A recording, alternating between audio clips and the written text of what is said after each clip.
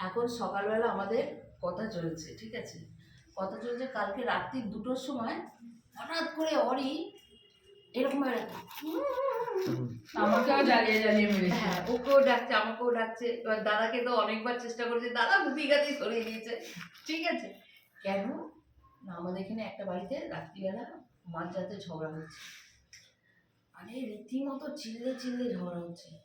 বক্তব্য মা ওঠ শোন, জানলাটা খুলে দে, আমিও শুনি তুইও শোন।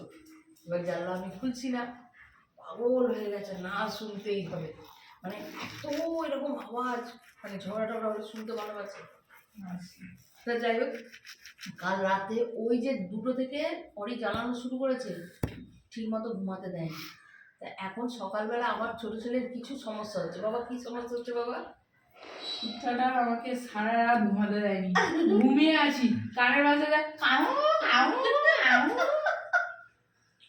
ঠিক আছে, বিষয়টা হচ্ছে না মুখের আবার পা তুলে ছেড়ে দিচ্ছে। হ্যাঁ। আমি উঠলাম, ও উঠলো, উঠে আমার জায়গায় ঘুমিয়ে পড়লো। বিষয়টা কি হচ্ছে জানো তো, এই শীতকাল না, এরা বেরিয়ে যাবে, ও ঘুমিয়ে নেবে, বেশ কি করে ঘুমিয়ে নেবে এইখানে, এই কার্পেটের ওপর, সোফার ওপর, চৌকির ওপর, ও বেশ কি করে ঘুমিয়ে নেবে। দেখ অবস্থা, চুলকানি খেলে ঘুমিয়ে নেবে। এবার ওর ঘুমটা তো পুষে যাচ্ছে, সন্ধ্যাবেলাও ঘুমিয়ে নিচ্ছে, ঘুমটা পুষে যাচ্ছে।